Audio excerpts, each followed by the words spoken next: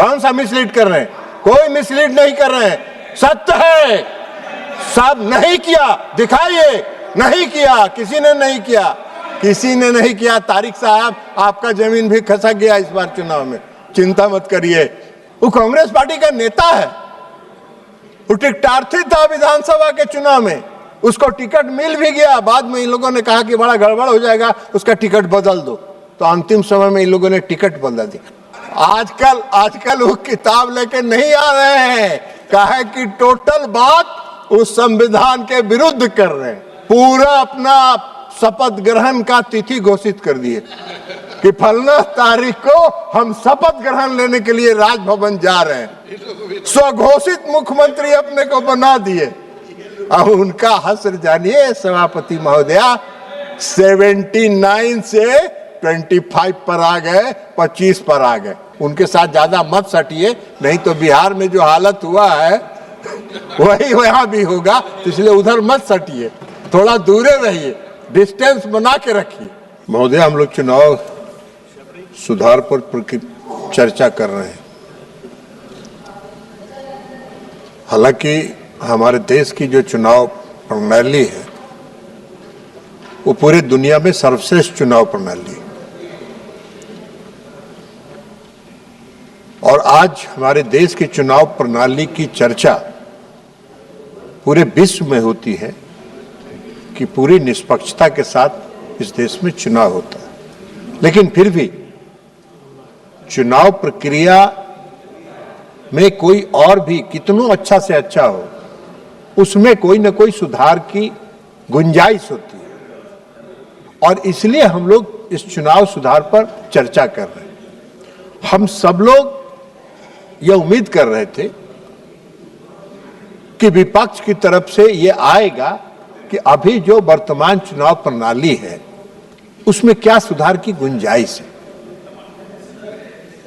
और क्या बेहतर बनाया जा सकता है, तो यह चर्चा उस पर सीमित होनी चाहिए थी। लेकिन हम सुन रहे थे कांग्रेस पार्टी के हमारे साथी मनीष तिवारी जी का भाषण। मनीष तिवारी जी, छोड़ दीजिए ना भाई आप, मनीष तिवारी जी वकील भी और वरिष्ठ वकील है। कम से कम जब उन्होंने चर्चा प्रारंभ किया तो मुझको लगा कि कोई सकारात्मक सुझाव इनकी तरफ से आएगी और ऐसा कोई सुझाव देंगे जिससे चुनाव की प्रणाली में और क्या सुधार की गुंजाइश किया जा सकता है। लेकिन उनका भाषण जब हमने सुना तो मुझको आश्चर्य हुआ कि एक वरिष्ठ अधिवक्ता होते हुए भी जिन सवालों को उन्होंने उठाया उस सवाल का इस सदन से कोई लेना देना नहीं है। उन्होंने चर्चा प्रारंभ किया चुनाव आयोग पर। महोदय, आप सबको मालूम है, हम सबको मालूम है कि चुनाव आयोग एक संवैधानिक संस्था है और संवैधानिक संस्थाओं के कार्यकलाप पर हम यहां चर्चा नहीं कर सकते हैं।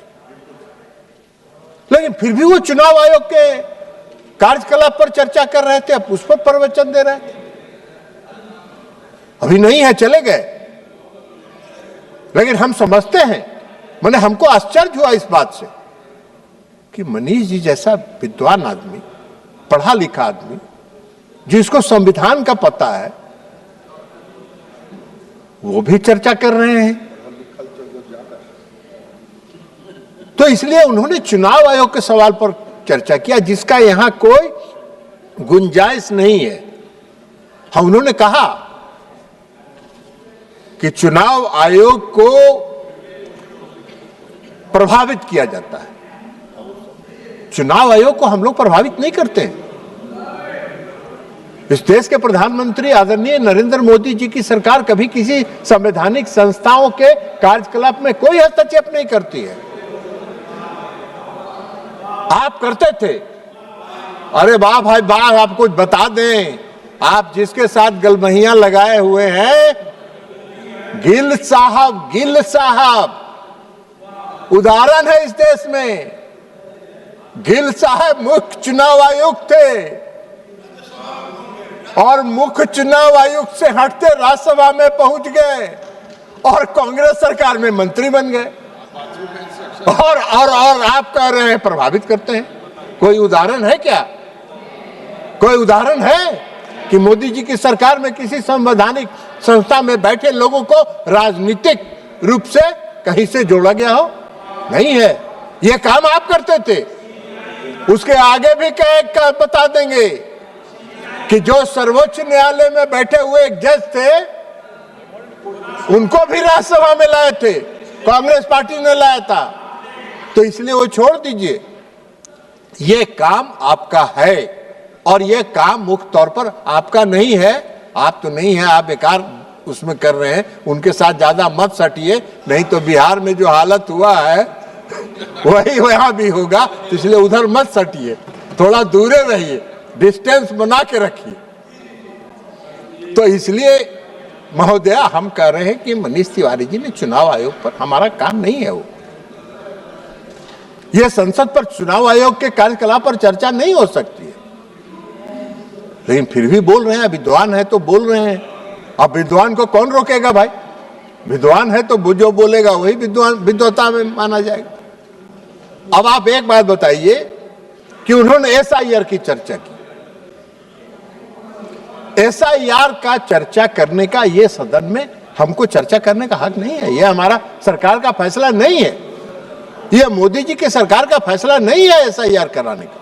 ये चुनाव आयोग का फैसला है और संविधान ने चुनाव आयोग को यह दायित्व दिया है कि बेहतर से बेहतर व्यवस्था को सुनिश्चित करने के लिए वो अपने कार्यकलाप को चलाए और इसलिए एसआईआर कराने। लेकिन एक नागरिक की हैसियत से हम चुनाव आयोग ने जो किया है हम उस पर नहीं कर रहे, लेकिन एक मतदाता की हैसियत से अभी हमारे राज्य में बिहार में भी एसआईआर हुआ है।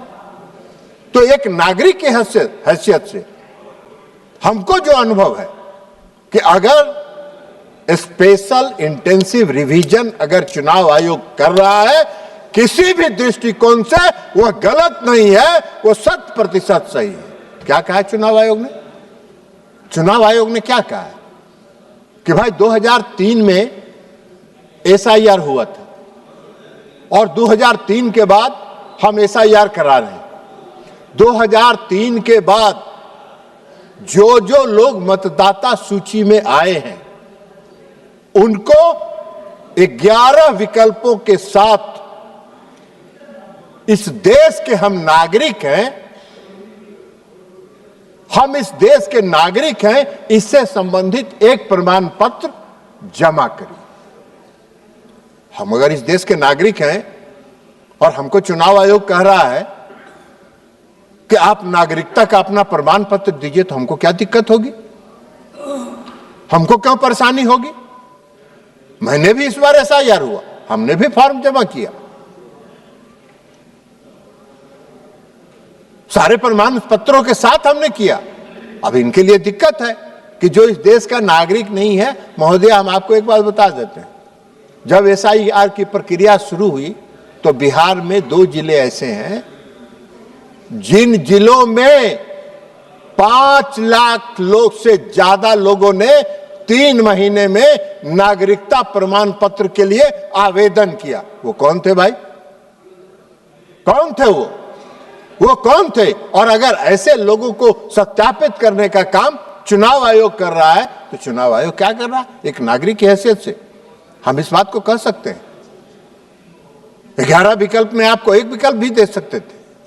यह चुनाव आयोग का दायित्व है। और फिर आप एसआईआर पर चर्चा कर रहे हैं। एसआईआर पर तो सारा मामला सुप्रीम कोर्ट में बहस हो चुका, तो फिर यहां काहे के लिए बहस कर रहे हैं? आप मनीष तिवारी जी वरिष्ठ अधिवक्ता है, सुप्रीम कोर्ट में वो सारा तर्क आप जाके रखते, लेकिन नहीं किया आपने। आप एसआईआर का चर्चा कर रहे हैं, आप ईवीएम का सवाल उठा रहे हैं। Electric voting machine, electronic voting machine, जरा मनीष तिवारी जी को यह भी बताना चाहिए था कि डॉक्टर मनमोहन सिंह 10 वर्षों तक इस देश के प्रधानमंत्री रहे। किस चुनाव प्रणाली से वो जीत कर यहां आए थे और यूपीए की सरकार में, संसद में सरकार चला रहे थे 10 वर्षों तक? इसी ईवीएम प्रणाली से। इसी ईवीएम प्रणाली से आप अगर 10 साल तक सरकार चला लिए, आपको अगर 10 साल तक बिहार देश की जनता ने आपको अगर सत्ता में बैठा दिया तो ईवीएम ठीक है, और लगातार प्रयास करने के बाद भी आपको जनता स्वीकार नहीं कर रही है तो ईवीएम गलत है। अरे आप ईवीएम के बजाय आप बूथ लूटने का उपाय चाहते हैं। बैलेट जो था वो बूथ लूटने का हथकंडा था, जिसको चुनाव आयोग ने और इस देश की चुनाव प्रणाली से हटा दिया गया, और यह एक सही निर्णय था निष्पक्ष चुनाव कराने की दिशा में। आप ईवीएम पर सवाल उठाते हैं। आप पश्चिम बंगाल जीत जाते हैं तो ईवीएम सही है, आप हिमाचल में जीत जाते हैं तो ईवीएम सही है, आप कर्नाटक जीत जाते हैं तो ईवीएम सही है, आप तेलंगाना जीत जाते हैं तो ईवीएम सही है। जैसे ही आप महाराष्ट्र हारते हैं ईवीएम गलत हो गया, जैसे ही आप हरियाणा हारते हैं ईवीएम गलत हो गया, आप बिहार हारते हैं ईवीएम गलत हो गया। कौन सा मापदंड चाहते हैं? आपका यही दोहरा चरित्र जो है इस देश के लोग पहचानते हैं, और आपके दोहरा चरित्र जो है उस पर कभी देश के लोग भरोसा नहीं करते। यही कारण है। अब मनीष तिवारी जी बोल रहे थे एसआईआर पर। मनीष तिवारी जी तो विद्वान वकील है, संविधान की धारा 326 पढ़ा होगा उन्होंने। अभी ये कल्याण बनर्जी साहब चले गए, 327 संविधान का 327 पढ़ रहे थे, 326 पढ़े ही नहीं। 326 में संविधान के 326वें धारा में लिखा हुआ है, इस देश का जो नागरिक होगा वही इस देश का मतदाता होगा, और चुनाव आयोग ने कहा कि आप इस देश के नागरिक हैं, इसको प्रमाणित करिए, तो गलत हो गए। तो संविधान की प्रावधानों के विपरीत आप चर्चा कर रहे हैं, आप संविधान के प्रावधानों के खिलाफ बोल रहे हैं। आप चाहते हैं कि संविधान के प्रावधानों के विपरीत आपकी मनमानी से यह चले। आप किसी भी प्रकार प्रकार जितना हथकंडा हो सकता है सब हथकंडा अपना के किसी तरह सत्ता पाने के लिए पूरा जुगाड़ कर रहे हैं, पूरा अभियान चला रहे हैं, लेकिन इस देश की जनता आपको स्वीकार ही नहीं कर रही है। वो जान रही है कि आप में कुछ है ही नहीं, कुछ बचा ही नहीं है, तो अब आप क्या करिएगा। तो इसलिए संविधान की धाराओं के खिलाफ वो कर रहे हैं।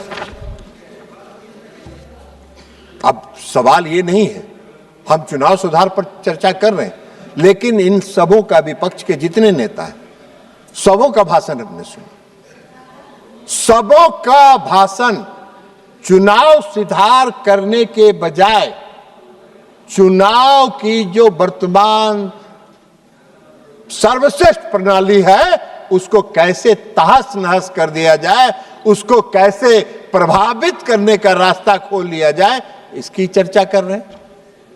आप ईवीएम की चर्चा कर रहे थे, मनीष तिवारी जी कह रहे थे वोट देता है पता नहीं चलता। अरे भाई, आप वोट नहीं दिए क्या? हम लोग भी वोट दे के आ रहे हैं। अभी ईवीएम जब आप बटन दबाते हैं तो वीवीपैट दबता है, और वीवीपैट का जो सिग्नल है वो बताता है कि आपने किसको वोट दिया, और तब उसके बाद आप बूथ से बाहर निकलिए। आप क्या बात कर रहे हैं? कौन सा कुतर्क कर रहे हैं? हम सब लोग अभी दे के आए हैं। तो इसलिए आपकी पूरी मंशा है कि इस वर्तमान चुनाव प्रणाली को कैसे तहस नहस किया जाए, कैसे संवैधानिक संस्थाओं को अपमानित किया जाए, कैसे वर्तमान व्यवस्था को, चुनाव प्रणाली को जितना से ज्यादा प्रदूषित कर सकते हैं, प्रदूषित करने का आप लगातार आपका प्रयास है, और प्रदूषित करने का उद्देश्य से ही आप एसआईआर, आप ईवीएम, चुनाव आयोग ने तो कई बार कहा, खुला आमंत्रण दिया है कि अगर ईवीएम में छेड़छाड़ होता है तो कोई आके हमको प्रमाणित करके बता दे, आप कभी जाते ही नहीं हैं, आप कभी नहीं जाते हैं। जब चुनाव आयोग कहता है कि एफिडेविट करके दीजिए, तो विरोधी दल के नेता कच्ची गली पकड़ लेते हैं, कच्ची गली से निकल लेते हैं।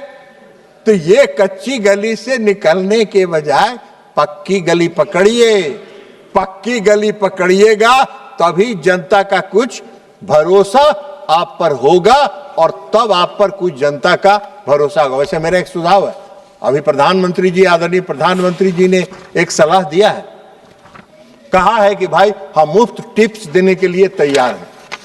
तो आप मुफ्त प्रधानमंत्री जी से मुफ्त टिप्स लीजिए, क्योंकि आदरणीय प्रधानमंत्री जी के यह मानना है कि आज तो विपक्ष कुछ है ही नहीं। जब विपक्ष मजबूत रहता है तो लोकतंत्र मजबूत रहता है। तो प्रधानमंत्री जी तो चाहते हैं तो कुछ टिप्स लीजिए, अकेले में जाइए, कोई प्रधानमंत्री जी किसी को बताएंगे नहीं, चुपके से आपको टिप्स दे देंगे और टिप्स लेके आ जाइए और उस पर काम करिए। तो ये तो काम है नहीं। अभी बिहार चुनाव हुआ है, अभी बिहार चुनाव हुआ है, बड़ा चिल्पों मचा रहे थे। अभी माननीय विरोधी दल के नेता एसआईआर पर पदयात्रा कर रहे थे, पूरे बिहार में भारी पदयात्रा कर रहे थे।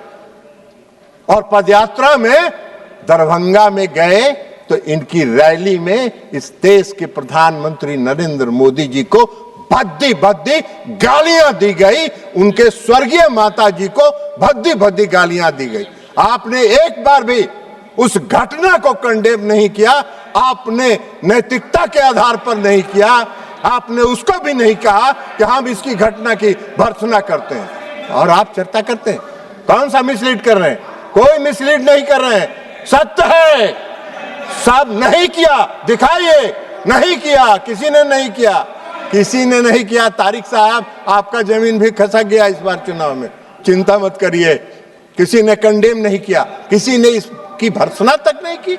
और आप बात कर रहे हैं कांग्रेस पार्टी का नेता है, वो कांग्रेस पार्टी का नेता है, वो टिकटार्थी था विधानसभा के चुनाव में, उसको टिकट मिल भी गया। बाद में इन लोगों ने कहा कि बड़ा गड़बड़ हो जाएगा, उसका टिकट बदल दो, तो अंतिम समय में इन लोगों ने टिकट बदल दिया। ये तो इनका चरित्र है।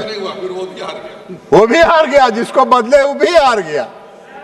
तो इसलिए महोदया, इनका जो कारनामा है, गोगोई जी, आपका जो कारनामा है, उस कारनामे के कारण आप 27 से 19 पर आए, 19 से अबरी 6 पर पहुंच गए हैं, 6 पर पहुंच गए हैं। अगर यही रहा तो 0 पर, लड्डू पर पहुंचिएगा, लड्डू पर पहुंचिएगा। जरा सुधार अपने आप में करिए, सकारात्मक रोल में आइए। इनके एगो सहयोगी थे, पूरा अपना शपथ ग्रहण का तिथि घोषित कर दिए कि फलना तारीख को हम शपथ ग्रहण लेने के लिए राजभवन जा रहे हैं। स्वघोषित मुख्यमंत्री अपने को बना दिए। अब उनका हश्र जानिए सभापति महोदया, 79 से 25 पर आ गए, 25 पर आ गए। तो ये हश्र है। यही हाल है। इस देश की जनता का भरोसा आप पर नहीं है, इस देश की जनता का विश्वास आप में नहीं है। आप बात करते हैं, कहीं पे निगाहें, कहीं पे निशाना, चुनाव सुधार पर चर्चा और उसके बहाने चुनाव आयोग पर और एसआईआर पर चर्चा। जो इस देश की जनता ने एसआईआर को, भारी एसआईआर के विरोध में महान पदयात्रा किया विरोधी दल के नेता से, और जहां जहां पदयात्रा किए उस जिला में एको गो सीट नहीं मिला, पूरा जिला का जिला साफ हो गया। तो ये इनका है कारनामा। तो इसलिए महोदया, हम आपसे ये कहना चाहेंगे कि हम ये चाहेंगे कि जो चुनाव की हमारी जो है उसको कंस्ट्रक्टिव वे में आप ले चलें, उसको सकारात्मक दीजिए। और प्रधानमंत्री जी मजबूत लोकतंत्र चाहते हैं, प्रधानमंत्री जी चाहते हैं कि विपक्ष मजबूत रहे, और इसलिए प्रधानमंत्री जी ने विरोधी दल के नेता को ऑफर किया है पहले को संविधान का किताब लेके घूमते थे सभापति महोदय, संविधान का किताब लेके आते थे, ऐसे ऐसे दिखाते थे इस सदन में, रोज संविधान का किताब ऐसे ऐसे दिखाते थे। आम सभा में जब जाते थे रैली में संविधान पढ़ते थे, पूरा संविधान दिखा, देखो ये संविधान है, आपने देख लिया ये संविधान है। आजकल वो किताब लेके नहीं आ रहे हैं, कहे कि टोटल बात उस संविधान के विरुद्ध कर रहे हैं, संविधान की धारा का 326 के विरुद्ध बोल रहे हैं, आर्टिकल 326 के खिलाफ बोल रहे हैं, तो संविधान के खिलाफ ही ना बोल रहे हैं, तो संविधान का धज्जी उड़ा रहे हैं। वैसे हमको आश्चर्य नहीं है आपके संविधान की धज्जी उड़ाने में, हम लोग भुक्तभोगी रहे हैं। 1975 में जब इस देश में आपातकाल लाके आपने पूरे संविधान का धज्जी उड़ा के उसको कूड़ेदान में फेंक देने का काम किया, ये वही कांग्रेस पार्टी है। और फिर से